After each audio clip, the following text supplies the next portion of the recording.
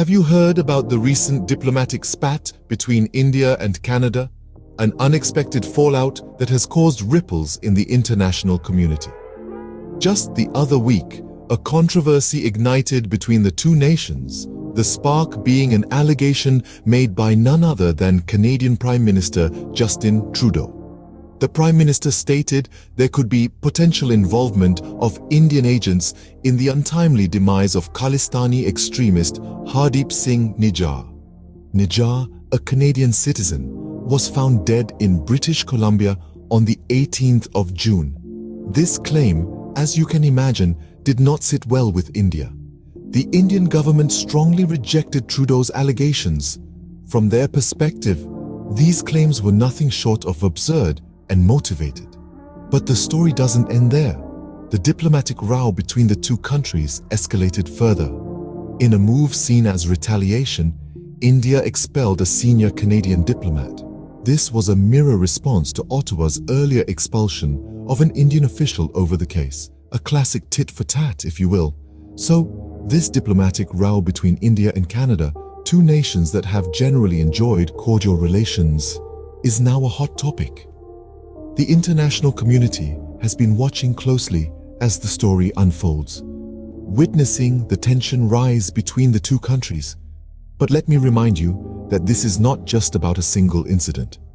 The implications are far-reaching. The fallout extends beyond the immediate diplomatic circle and has the potential to impact various aspects of the relationship between India and Canada, including trade and strategic alliances.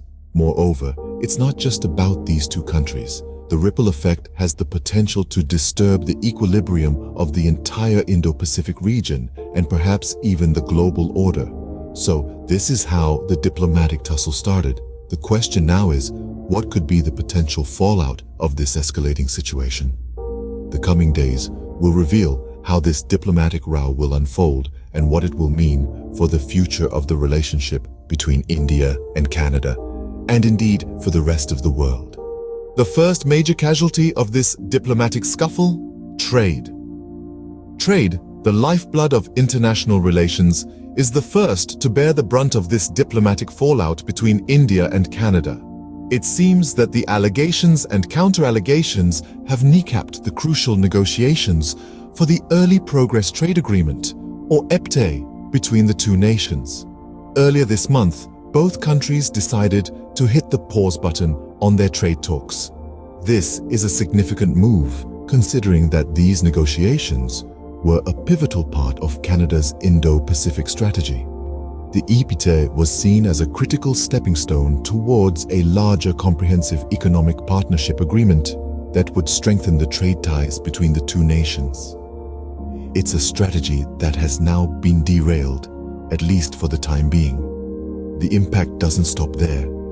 Canadian Trade Minister Mary Ng has indefinitely postponed a trade mission to New Delhi that had been planned for October. This decision is a clear sign of the strain that this diplomatic row has placed on the trade relationship between India and Canada. But why does this matter? Why is this trade agreement so important? Well, it's not just about the exchange of goods and services.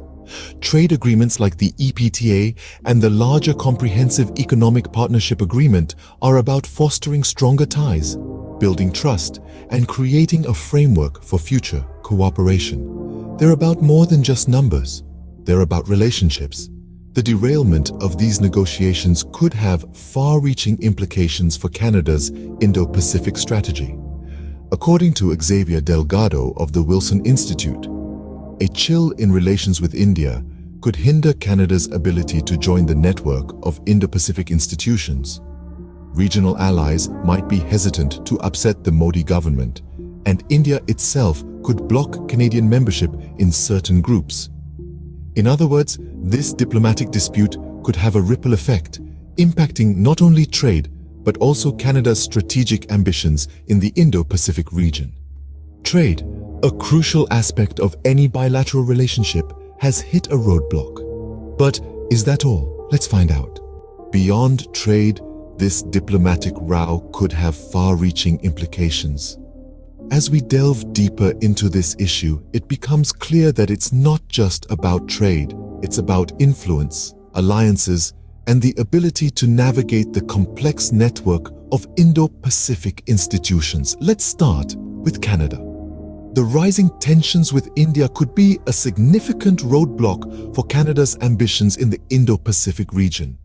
You see, it's not just about being able to trade freely.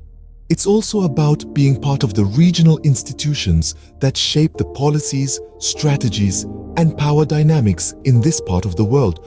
So what's at stake? Well, India could potentially block Canadian membership in certain groups, and it's not just India. Regional allies might also think twice before supporting Canada's bid to join these institutions, wary of angering the Modi government.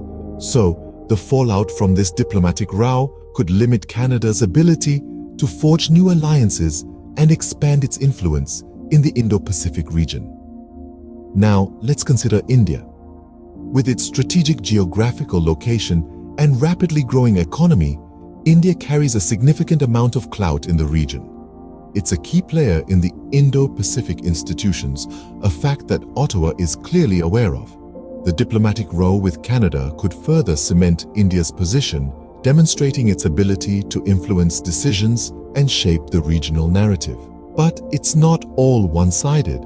This dispute could also strain India's relations with other countries that have close ties with Canada. It could potentially impact India's standing in the international community and complicate its foreign policy.